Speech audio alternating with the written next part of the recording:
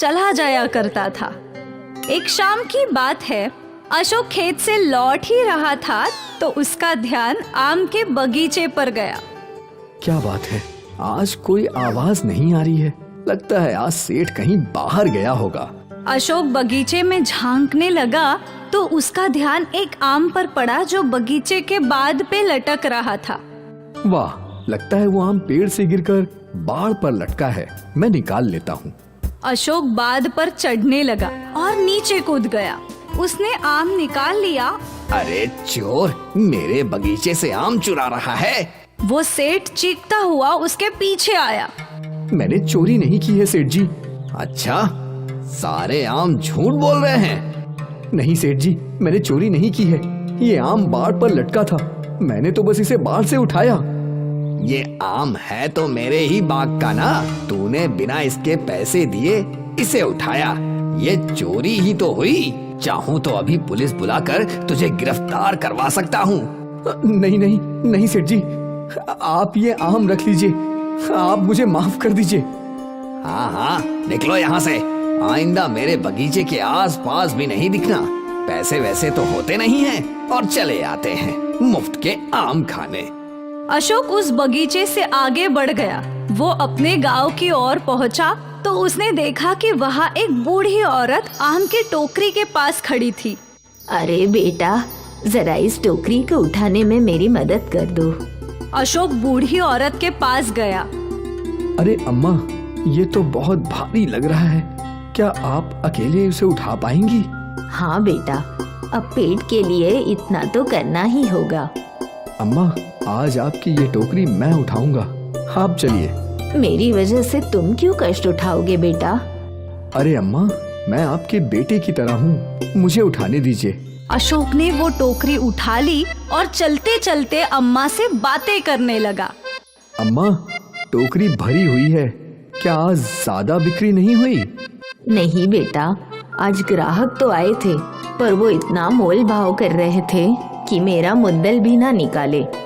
जिंदगी बहुत कठिन है और अगर भरी हुई टोकरी घर ले जानी पड़े तो और भी दुख होता है। मैं समझता हूँ। चलते चलते वो लोग भीड़ भाड़ वाले इलाके में पहुँचे। अशोक ने टोकरी नीचे रख दी। ताजे रसीले आम ले लो, आम ताजे मीठे आम ले लो। अशोक की आवाज सुन कुछ ग्राहक उसके ओर आकर्षित हुए और उन्होंने अम्मा से आम खरीदे और उन्हें पैसे दिए। लगभग आधे आम बिक गए और अम्मा के चेहरे पर मुस्कान आ गई। कुछ देर बाद अशोक ने टोकरी वापस सिर पर उठा ली और अम्मा के पीछे पीछे चलने लगा। अशोक ने वो टोकरी अम्मा के घर में रख दी। अम्मा, कल से मैं रोज आपकी मदद करने आऊंगा। अरे बेटा, मेरी वजह से तुम इतनी परेशानी मत लो। अम्मा, आप मेरी माँ की तरह हो, आपकी मदद करना तो मेरा फर्ज है। उस बूढ़ी औरत के आंख से आंसू आ गए।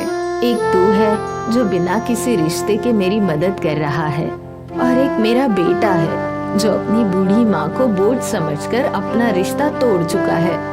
अम्मा, आज से आप मुझे ही अपना बेटा समझिए, मैं हूँ ना। ठीक है बेटा। अशोक अपने घर जाने के लिए निकल ही रहा था कि अम्मा ने उसे रोका। अरे बेटा, अम्मा ने उसके हाथ में 2 आम रख दिए। आज बहुत मेहनत की है तूने, आराम से खा लेना। इन आमों को खाकर मैं इनके बीज से पेड़ उगाऊंगा। ठीक है, जैसी तेरी इच्छा। अशोक आम लेकर अपने घर के लिए निकल गया। अशोक ने बड़े चाव से वो आम खाए। कभी न कभी मैं अपने खुद के पेड़ के आम खाऊंगा। और फिर अशोक ने वो बीज अपने घर के पीछे आंगन में बो दी।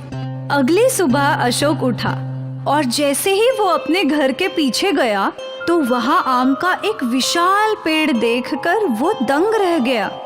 अरे बाप रे, कल ही तो मैंने आम के बीज बोए थे, एक रात में पेड़ कहाँ से आ गया? अशोक पेड़ के पास गया और उसने कुछ आम तोड़ लिए। वो जैसे ही आम तोड़ता उसकी जगह पर दूसरा आम उग जाता। देखते ही देखते अशोक की टोकरी भर गई।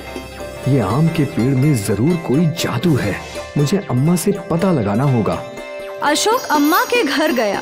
अम्मा, कल मैंने जमीन में आम का एक बीज बोया, आज वहाँ विशाल पेड़ उग गया है। एक रात में पेड़, ऐसा कैसे हो सकता है? मैं भी हैरान हूँ, आप मेरे साथ चलिए। अशोक ने अम्मा को वो पेड़ दिखाया। अरे बाप रे, ये तो जादुई है। इस पेड़ में और भी जादू है। क्या? आप इसका आम तोड़कर देखिए। अम्मा ने पास पड़ी लकड़ी की मदद से एक आम तोड़ा और तुरंत वहाँ दूसरा आम आ गया।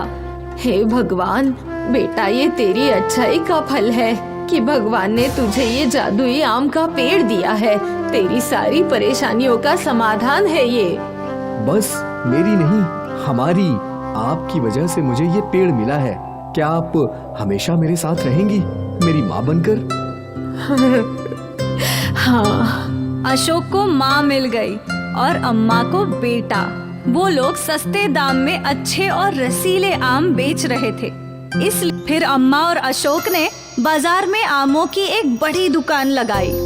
वो लोग सस्ते दाम में अच्छे और रसीले आम बेच रहे थे, इसलिए उनकी अच्छी खासी कमाई हो रही थी। वहाँ दूसरी ओर सेठ के बगीचे के आम कोई खरीद ही नहीं रहा था। अरे मन्नू भाई, इस बार अपने आम का ऑर्डर नहीं डाला, क्या बात है?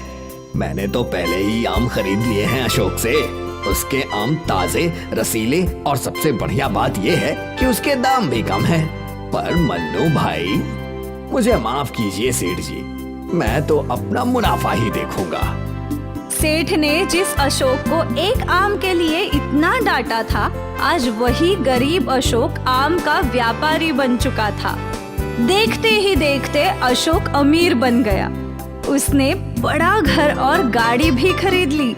अम्मा और अशोक एक साथ खुशी खुशी रहने लगे और ये सब जादुई पेड़ के जादुई आम की वजह से हुआ था।